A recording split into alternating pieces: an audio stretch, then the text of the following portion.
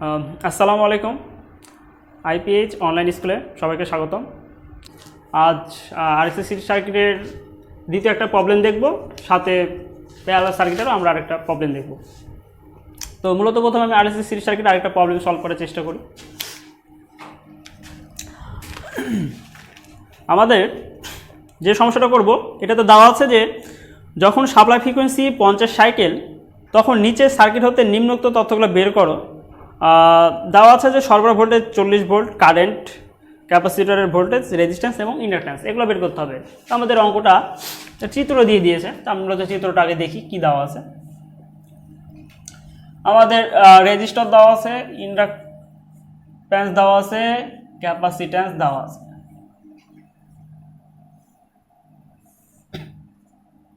এই আমাদের অঙ্ক। এখন এখানে বলেছে আর এল, এগুলো বের করতে হবে। এর আর এর ভোল্টেজ দেওয়া আছে 10 ভোল্ট,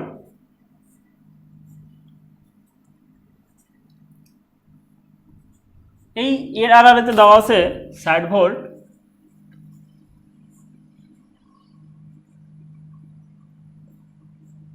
আর এই ক্যাপাসিটর এটা দেওয়া আছে আমাদের 90 মাইক্রোফ্যারাড। এটা বলেছে যে ভিসি বের করে দেখাতে হবে। অর্থাৎ আমাদের যদি আমি সরাসরি দেওয়া আছে যদি লিখি, তাহলে আমাদের আরো সুবিধা হচ্ছে কি কি আমাদের দেওয়া আছে আর কি কি বের করতে হবে। তাহলে দেওয়া আছে আমাদের এখানে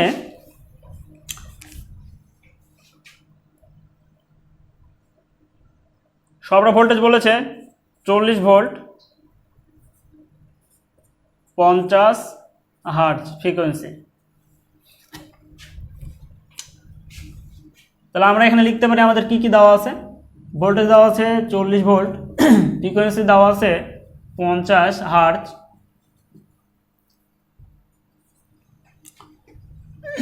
ভিএল, যেহেতু এল এর আরআরএতে সেহেতু আমি এটাকে ভিএল লিখতে পারি, অর্থাৎ লোড ভিএল, ইম্পিডেন্সের আরআরএ যে ভোল্টেজ সেটাকে আমরা বলছি ভিএল। এটা দেওয়া আছে 60 ভোল্ট। তারপরে দেওয়া আছে রেজিস্টারের আরআরএতে, তাহলে এটা আমরা লিখতে পারি ভিআর, দেওয়া আছে 10 ভোল্ট,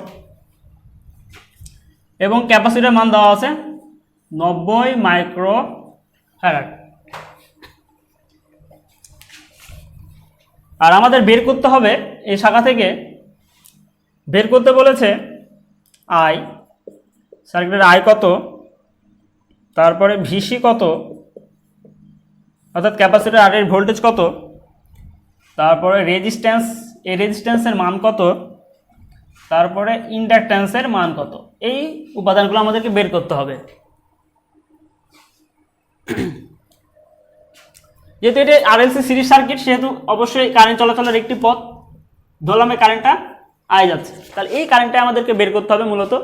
তারপরে বলছে যে ক্যাপাসিটর আর এর ভোল্টেজ বের করতে হবে, তারপরে হচ্ছে এই রেজিস্টর আর এই ইন্ডাকট্যান্সের মান বের করে আমাদেরকে দেখাতে হবে। তো আমাদেরকে এখানে দেওয়া আছে রেজিস্টরের ভোল্টেজ, ইন্ডাক্টরের আর এর ভোল্টেজ, আর ক্যাপাসিটরের আর এর ভোল্টেজ দেওয়া নাই, বের করতে হবে। তাহলে আমরা যদি সূত্র এখানে বিবেচনা করি, তাহলে এই সূত্রটা আমরা ব্যবহার করতে পারি যে ভি স্কোয়ার, অর্থাৎ মূল ভোল্টেজ, সাপ্লাই ভোল্টেজ যেটা, সেটা সমান আমি এখানে V R square plus VL minus VC, এটা আমরা বিবেচনা করতে পারি। এই সূত্র সাপ্লাই ভোল্টেজ সমান এ আর এর ভোল্টেজ স্কোয়ার যোগ এটার আর এটার যে স্কোয়ার, সেটা আমরা করব। যেহেতু দুটো উপাদান আছে, ইন্ডাক্টর আর ক্যাপাসিটর, যেহেতু ক্যাপাসিটর আগে আমরা কি দিয়েছি, এখানে ভিসি দিয়েছি মাইনাস। তাহলে এখানে আমাদের মূল ভোল্টেজ কত দেওয়া আছে 40 ভোল্ট, এটা আমি বসাই দিই। ভি এর কত দেওয়া আছে 10 ভোল্ট, এটা বসাই দিলাম। ভিএল কত দেওয়া আছে 60 ভোল্ট, মাইনাস ভিসি কত দেওয়া আছে, ভিসি আমাদের দেওয়া নাই, ভিসি বের করতে হবে। অর্থাৎ ভিসি এখান থেকে আমরা ক্যালকুলেশন করলে পেয়ে যাচ্ছি, এটা আমরা সহজে ক্যালকুলেশন করলে পেয়ে যাচ্ছি। এখন এটা ক্যালকুলেটরে আমরা যদি করতে যাই, সহজ নিয়ম, টোটাল উপাদানটা আমরা তুলব। কত আছে প্রথমে 40, তাহলে 40 স্কোয়ার বলেছে সমান, আমরা এটা টোটাল সমীকরণটাকে তুলে নিয়ে ক্যালকুলেশন করতে পারি ক্যালকুলেটরে। আমি এই টোটাল সমীকরণটা তুলব। আবার কেউ যদি মনে করে যে না আমরা এটা সলভ করে ভিসিকে এ পারে নিয়ে করবো, তাও হয়। আবার এটা একবার ক্যালকুলেশন করলে হবে। যাই হোক, 40 স্কোয়ার, তারপর বলছে 40 স্কোয়ার সমান সমান দিলাম, দেখতে পাচ্ছেন সমান দিয়েছি। জাস্ট আমি সমীকরণ ওইভাবে তুলব। তারপর বলেছে 10 স্কোয়ার যোগ 60 মাইনাস আলফা। এই যে ভিসি এটা যেটা বের করবো সেটাকে আমরা যদি আলফা এক্স ধরি তাহলে এটার উপাদান আমরা বের করতে পারি। তাহলে আলফা এক্স, আলফা চেপে এক্স চাপতে হবে, তাহলে ওটার মান চলে আসবে ব্র্যাকেট স্কোয়ার। এখন যদি আমরা সি সলভ চাপি, যদি সমান চাপি, তাহলে আমাদের অ্যান্সার চলে আসছে। আমাদের আসছে 21.27, অর্থাৎ ক্যাপাসিটর আরআরই ভোল্টেজ আমরা পেলাম 21.27 ভোল্ট। তাহলে আমরা এই সমীকরণ অনুযায়ী ক্যাপাসিটর আরআরই ভোল্টেজ পেয়ে গেলাম। তাহলে একটা আমাদের উত্তর পেয়েছি আমরা, একটা উত্তর পেয়েছি। এখন আমাদের দরকার, আমরা কিছুক্ষণ আগে বের করলাম 21.27, আর ভিসি সমান আমরা তাহলে কি লিখতে পারি, আই এক্স সি। তাহলে 21.27। এখন এখান থেকে যদি আমি আই বের করি তাহলে আমরা পাচ্ছি এখানে 21.27 ভাগ এক্সি। এক্সির মান কি আমাদের এখানে দেওয়া আছে, সি দেওয়া আছে, কিন্তু এক্সি তাহলে আমরা বের করতে পারবো, কিন্তু এখানে তো এল ছিল না বা এখানে আরও নাই আমাদের। তাই আমি এখানে সরাসরি এখানে যদি আমি এখন এক্সি বের করি তাহলে আমি এখানে এক্সি বের করতে পারি। এক্সি সমান আমি জানি যে 1 ভাগ সূত্র আমাদের 2 পাই এফ এর এফসি। তাহলে এখানে 1 ভাগ 2 পাই, ফ্রিকোয়েন্সি দেওয়া আছে 50 আর সি দেওয়া আছে 90, অর্থাৎ 90 ইন্টু 10 ইনভার্স 6। তাহলে এটা আমাদের যদি ক্যালকুলেশন করা হয় তাহলে আসবে 35.59। এটা যদি আমরা ভাগ করি তাহলে আমাদের আসবে 35.39, সরি 35.39 এটা আমাদের আসছে। তাহলে এটা দেখো কি, ওহম। ওহম লিখলাম, ক্যাপাসিটিভ রিঅ্যাকট্যান্সের একক কি, ওহম। তাহলে আমরা এক্সি পেলাম। তাহলে এক্সি এখানে আমরা মান বসাইলে তো আমাদের কারেন্ট চলে আসছে শাখার। তাহলে 21.27 ভাগ 35.39। তাহলে এটা ক্যালকুলেশন করলে আমাদের কত আসে, যে ভাগ করলে আমাদের কারেন্ট আসে 0.06 কারেন্টের অ্যাম্পিয়ার। তাহলে 0.6 অ্যাম্পিয়ার। তাহলে এই শাখার আমরা কারেন্ট পেয়ে গেলাম। তাহলে দুইটা আমরা উপাদান পেলাম। এখন আর দরকার, এল দরকার। তাহলে আমি এটা মিশাই দিতে পারি। কারেন্ট কত পেয়েছি, 0.6, অর্থাৎ কারেন্ট আমি পেলাম 0.6, আর ভিসি কত পেয়েছি 21.27।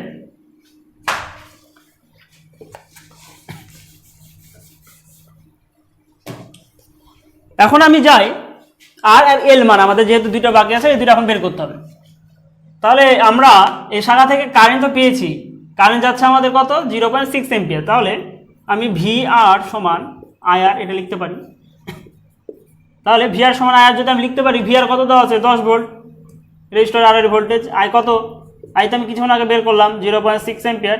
তাহলে আর আমি পেয়ে যাচ্ছি সহজে। তাহলে আর কত পেয়েছি আমরা এখান থেকে, আর সমান 10 ভাগ 0.6, অর্থাৎ এটা ভাগ করলে আমাদের আসছে 16.67 এটা আমাদের আসছে। তাহলে এটা কি, ওহম। তাই আমরা ওহম দিলাম। তাহলে আমাদের রেজিস্টারও আমরা পেয়ে গেছি। এখন আমাদের দরকার এল। তাহলে এটা আমরা রেজিস্টার পেলাম 16.67। তাহলে আর গেল। তাহলে এখন আমাদের দরকার এল। তাহলে এল আমরা কিভাবে লিখতে পারি, তাহলে আমরা জানি যে ভি এল সমান কি আই এক্সএল। তাহলে ভি এল সমান কত দেওয়া আছে 60 ভোল্ট, আর আই কত দেওয়া আছে 0.6, আর এক্সএল আমাদের দেওয়া নাই। এক্সএল আমাদেরকে বের করতে হবে। তাহলে এক্সএল আমরা বের করতে পারি এখান থেকে, এক্সএল সমান 60 ভাগ 0.6। তাহলে এক্সএল সমান আমাদের এখান থেকে আসে 100 পাই। এটাকে আমরা ভাগ করলে পাচ্ছি, অর্থাৎ ভাগ করে আমি দেখি কত আসে, 60 ভাগ 0.6, অর্থাৎ আমাদের এখান থেকে আসে 100। যেহেতু এটা ওহম তাই ওহম দিলাম, তাহলে আমরা 100 পেলাম। কিন্তু আমাদেরকে তো বলেছে এখানে এল বের করতে হবে, আমরা তো পেলাম এক্সএল, তাহলে এল বের করতে হবে আমাদেরকে। তাহলে আমরা তো এখন বুঝতে পারছি যে এক্সএল সমান আমাদের সূত্র কি আছে, এক্সএল সমান 2πfl। তাহলে এখান থেকে আমি যদি এটা এখানে বিবেচনা করি, আমরা জানি যে এক্সএল সমান 2πfl। তাহলে এক্সএল আমাদের দেওয়া আছে 100, 2π, আর এল কত আমাদের, এল বের করতে হবে। তাহলে এখান থেকে আমি এল বের করতে পারি, এল সমান 100 ভাগ 2π ইন্টু 50। এটা ভাগ করলে আমাদের যেটা হবে সেটা হচ্ছে আমাদের মূলত এল এর মান। তাহলে এটার মান হচ্ছে 0.318। তাহলে আমরা আমাদের এল এর মান পেয়ে গেছি।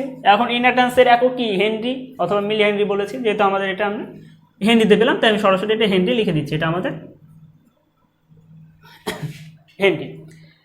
এটা ছিল আমাদের মূলত আরএলসি সিরিজ সার্কিটের দ্বিতীয় প্রবলেম। এবার আমরা মূলত প্যারালাল সার্কিট কি, প্যারালাল সার্কিট কি সমস্যাগুলো হয়ে থাকে এবং প্যারালাল সার্কিটের ব্যাথ করতে আমাদের কি সূত্রের প্রয়োজন হয় সেগুলো নিয়ে আমি আলোচনা করব।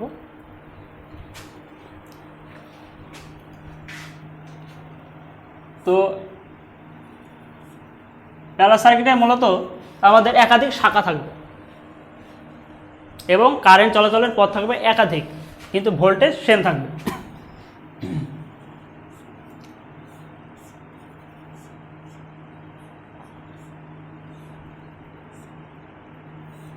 তো আমি মূলত এখন প্যারালাল সার্কিটের, যদি আমাদের বলে যে একটি আরএলসি প্যারালাল সার্কিটের ভেক্টর চিত্র অঙ্কন করতে, তাহলে কীভাবে ভেক্টর চিত্র অঙ্কন করা হয় সেটা আমরা এখন মূলত আলোচনা করব। তো এটা ধরলাম আর, এটা আর, এটা এল, এটা সি।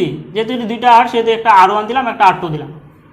এখানে আমাদের সাপ্লাই ভোল্টেজ ভি ধরলাম, আর এখানে কারেন্ট আই যাচ্ছে, এটা মূলত মূল কারেন্ট। আর এখানে দুইটা কারেন্ট, তাহলে কারেন্টটা বিভক্ত হয়েছে দুই পথে, একটা ধরলাম I1, একটা ধরলাম I2। যেহেতু আমি আগে বলেছি প্যারালাল সার্কিটের একাধিক কারেন্ট থাকবে, একাধিক পথে কারেন্ট যাতায়াত করবে। তাহলে এটা ধরলাম I1 যাচ্ছে, এখানে ধরলাম I2 কারেন্ট যাচ্ছে। এখন মূলত যদি আমাদেরকে বলে যে এই আরএলসি প্যারালাল সার্কিট থেকে ভেক্টর চিত্র অঙ্কন করতে, তাহলে আমরা মূলত কীভাবে অঙ্কন করি। প্যারালাল সার্কিটে বলেছি ভোল্টেজ ফিক্স থাকবে, তাহলে আমরা ভেক্টর চিত্র যদি অঙ্কন করি তাহলে ভোল্টেজকে আমরা ফিক্স রেখে দেবো।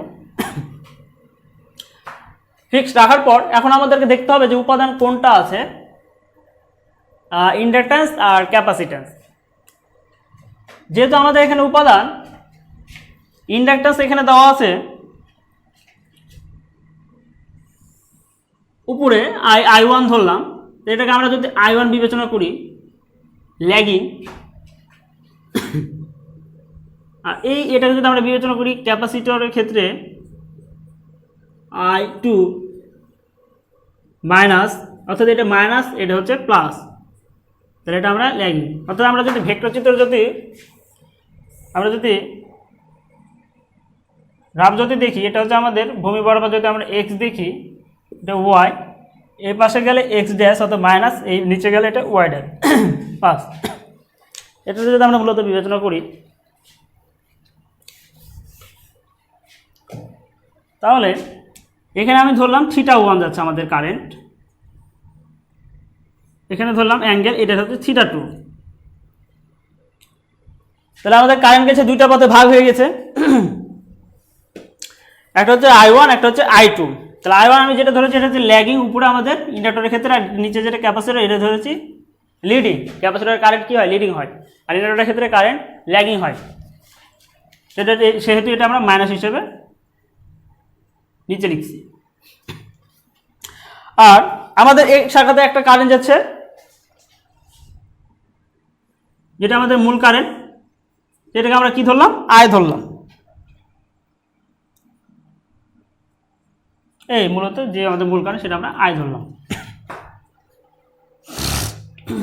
তাহলে এই ভোল্টেজ আর কারেন্ট এর মধ্যে আমাদের একটি কোণ বিদ্যমান থিটা, এটাকে আমরা বলবো ইম্পিডেন্স।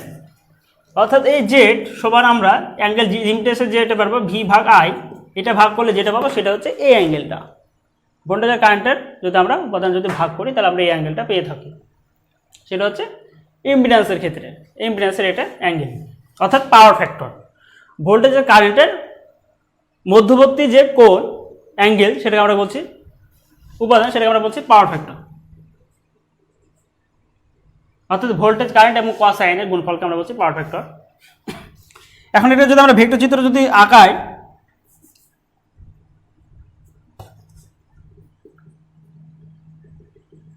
এইভাবে আমরা যদি আঁকাই এটা আমরা একটু ছোট করে দিতে পারি, ভালো লাগবে দেখতে। এটা আমরা I2 ধরব।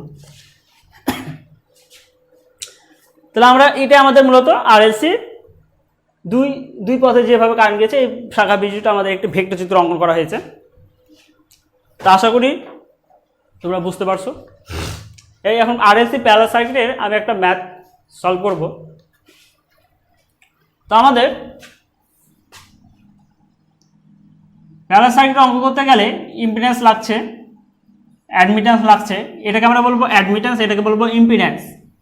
আর ইম্পিডেন্স যদি প্যারালাল যদি দুইটা পথ হয় তাহলে আমাদের সূত্র আছে বের করার, অর্থাৎ Z1 প্লাস Z ইনভার্স 1, এরপর আবার ইনভার্স আমরা দিতে পারি। তাহলে আমরা প্যারালাল সার্কিট থাকলে আমরা পেয়ে যাবো। যতই উপাদান থাকুক, 3টা 4টা যাই থাকুক, আমরা এখানে এভাবে প্লাস প্লাস ধরে ইনভার্স দিয়ে করে দিতে পারি।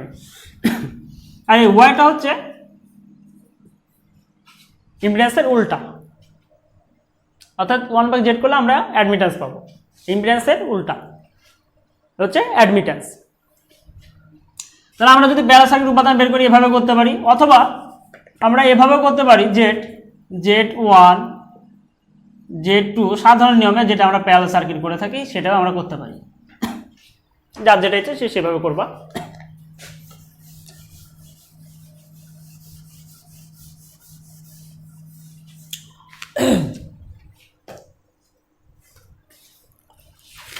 এখন আমি একটা অঙ্ক করি।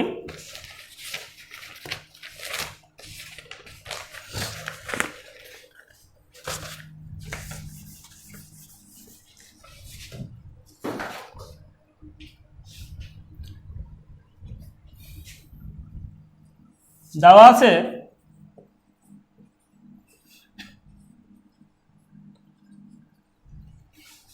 একটি প্যারালাল সার্কিটের দুটি ইম্পিডেন্স যথাক্রমে, অর্থাৎ আমি চিত্রটা যদি কথা অনুযায়ী যদি আমি চিত্রটা আঁকানোর চেষ্টা করি, কথা দেওয়া আছে জাস্ট আমি চিত্রটা কল্পনা করে ফেলছি। অর্থাৎ দুইটা শাখা বলেছে, তাহলে আর বলেছে যে 8 আর Z, অর্থাৎ Z1 আমাদেরকে বলেছে 8 প্লাস Z6, এটা আমাদের দেওয়া আছে ইম্পিডেন্স। এই Z2 দেওয়া আছে 6 মাইনাস Z10, এবং ভোল্টেজ দেওয়া আছে 220 ভোল্ট।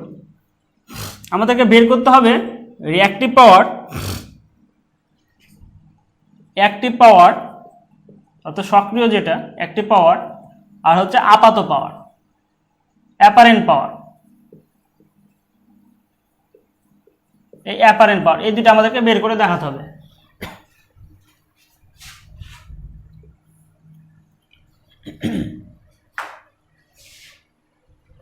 তাহলে আমি যদি এটাকে যদি সার্কিট অনুযায়ী যদি কল্পনা করি, তাহলে আর এখানে যদি আরেকটা কল্পনা করি, কি দেওয়া আছে, ক্যাপাসিটর দেওয়া আছে। প্যারালাল সার্কিট যেহেতু বলেছে, প্যারালাল সার্কিট আঁকায় নিলাম।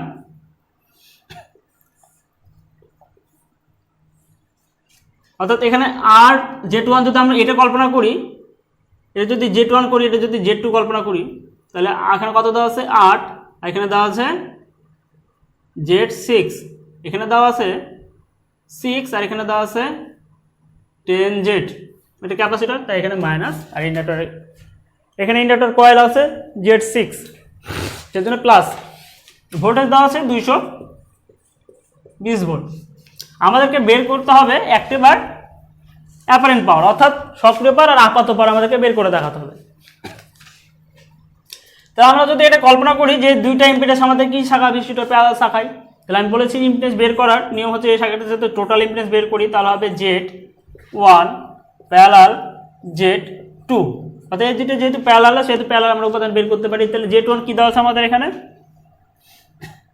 আমরা সহজ নিয়মে করতে পারি Z1 8 প্লাস Z6 ইনভার্স দিতে পারি যোগ 6 মাইনাস Z10 ইনভার্স দিতে পারি। এটা প্যারালাল ব্র্যাকেট দেওয়ার পর আরেকবার ইনভার্স দেবো, যেহেতু প্যারালাল আমরা বের করছি। এটা শর্টকাট এই নিয়মে আমরা করতে পারি। তাহলে এই দুটো যদি আমরা প্যারালাল বের করি তাহলে আমাদের টোটাল আসবে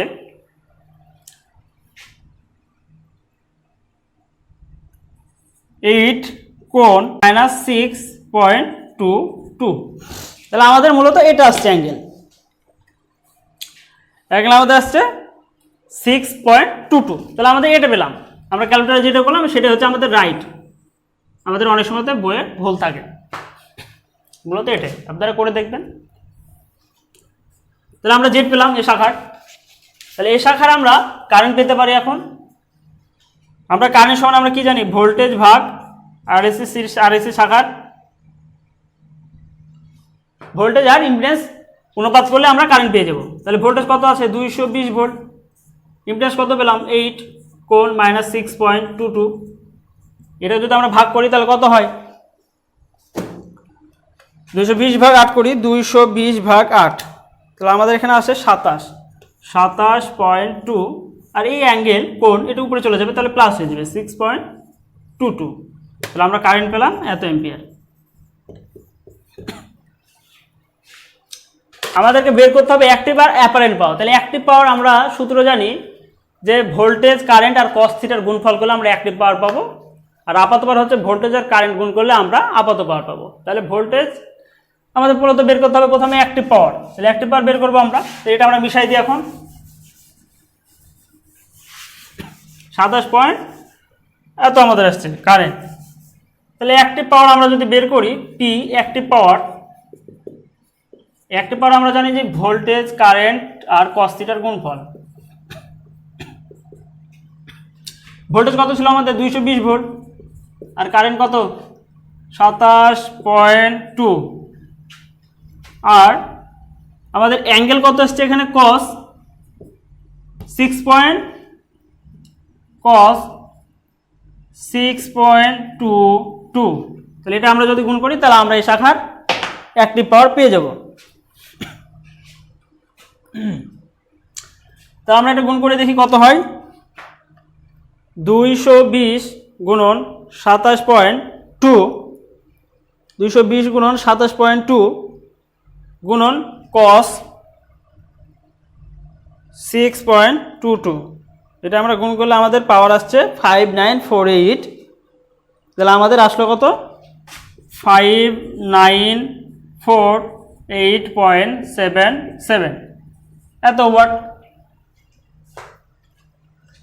এটা অ্যাক্টিভ পেলাম। আর যদি আমরা আপাত বের করতে যাই অ্যাপারেন্ট পাওয়ার, আমরা অ্যাপারেন্ট পাওয়ার যদি বের করি তাহলে আমাদের আসবে ভোল্টেজ আর কারেন্ট, এই দুটো গুণ করলেই অ্যাপারেন্ট পাওয়ার পেয়ে যাবে। তাহলে 220 গুণন 27.2, তাহলে 220 গুণন 27.2 গুণ করলে আমাদের আসছে 5984 আমাদের এত ওয়াট।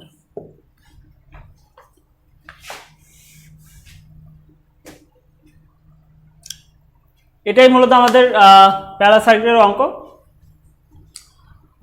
আজ এ পর্যন্তই।